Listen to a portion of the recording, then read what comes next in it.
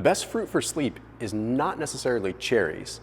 If you look at some of the other research, it's pretty eye-opening. Now, I'll open this video by giving you a hot tip if you haven't seen the videos that I've talked about already with cherries. Tart cherry juice is epic for sleep. Very solid research with Tart cherry juice, talking about like literally a quarter cup to a half a cup of this stuff, improving literally your sleep time by up to 84 minutes. And that is legit research. But this video isn't about Tart cherry juice. I just wanted to give you something pragmatic to use. You see, you can't just go eat Tart cherries and get that same benefit. You need the concentration. What about actual fruits that will improve your sleep? Well, let's break it down. After today's video, I want you to check out BUBS Naturals. If you're consuming collagen protein, which honestly you probably should, you want to have ones that are clean and simple. The thing I like about BUBS is there's no flavorings, it's simple, it's instantized, it mixes epically well, but they are also all about a good cause. Okay, 10% of all of their proceeds go to charity. So the whole idea behind BUBS, besides providing good products, is all about supporting our fallen heroes as well, which is why BUBS was formed in the first place.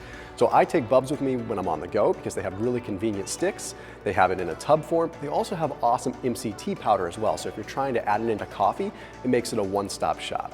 But collagen is also tremendous for sleep, and I've talked about that in other videos. So collagen, because of the glycine, can help you sleep. I figured that's relevant based upon the topic that we're talking about today. Anyhow, I popped a link down below. You can use that code Thomas20, and that'll save you 20% off whatever you want from BUBS Naturals. Again, the code is Thomas20, and that link is down below in the top line of the description.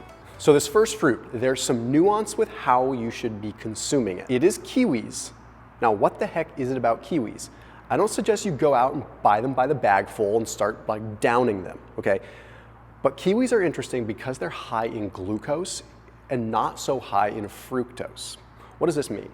Okay, well the problem with fructose, and I'm not like opposed to fructose, it's just if you overdo fructose, fructose cannot be used by the cells within the rest of the body outside of the liver. If you are already at your carbohydrate load for the day or fructose load for the day and you have something high in fructose, the likelihood of it standing in the way of fat loss is fairly high. Now, that's only if you're overdoing it.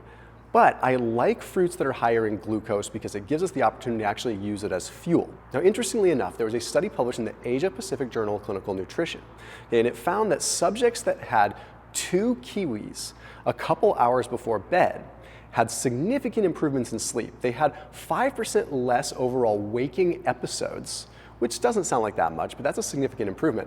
But here's where the crazy thing is, a 13% total improvement in sleep time.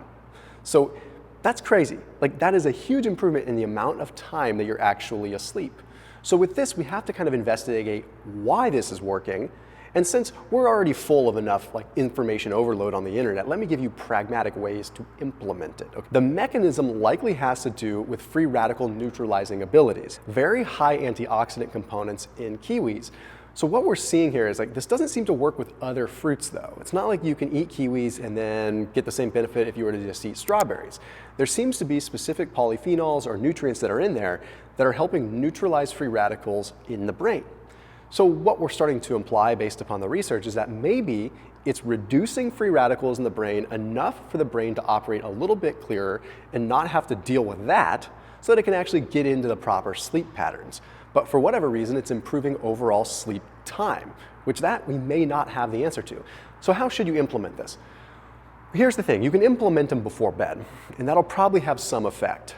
The downside is it's glucose. So if you had them before bed, you really should be burning them. Okay, there's other research that suggests that if you're going to have something that's high glycemic, and kiwis are pretty high glycemic, to get the best effect, you should have them 4 hours before bed. So that was an American Journal of Clinical Nutrition study that took a look at high glycemic carbohydrates, and it found that if you had them 1 hour before bed, it would help you fall asleep, but not stay asleep. But if you had high glycemic carbohydrates 4 hours before bed, it would help you fall asleep pretty good, but help you stay asleep. And that's probably because you're not sleeping when you're at the bottom of that glucose crash. So my suggestion, if you're gonna have kiwis, let's take 2 bodies of research and combine them together and get an awesome effect. Have those 2 kiwis 4, 5, 3, somewhere in there, hours before bed, and try to move around after having them.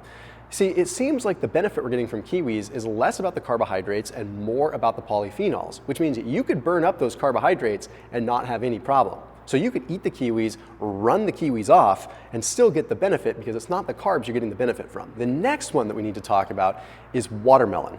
Now, watermelon probably has to do with the hydration piece. One of the stronger bodies of evidence that we see now is that poor hydration leads to poor sleep. Now, the interesting thing about watermelon is as a ratio, watermelon, because of the sugar content and because of what's called citrulline, which helps improve overall blood flow and vasodilation, it is tremendous for hydration. Watermelon is high glycemic, which means it spikes your blood sugar high, but it's also low glycemic load. So if you have a cup of watermelon, you're not going to be having ridiculous amounts of carbohydrates. It's actually just a small amount of carbohydrates with a very hydrating effect. Okay, they're over 90% water. So the difference between consuming watermelon versus maybe just having a glass of water is that watermelon is going to naturally hydrate you better because of what else is contained in it. But the citrulline and the increases in blood flow that you get from citrulline may help deliver more blood to the brain. So you combine that watermelon effect with kiwi, and think about it, more blood flow to the brain, more free radical scavenging ability within the brain, and you might just have the perfect storm right there. Now, this isn't to say that tart cherry juice isn't super effective. I think that's the most effective one. My concern is if you have that tart cherry juice and you get used to it all the time, well, yeah, you're talking a decent amount of carbohydrates. So maybe this is a way for you to get some fiber, get the fruit in, try it all together without maybe having to go all the way to the tart cherry juice. So as always, keep it locked in here on my channel. I'll see you tomorrow.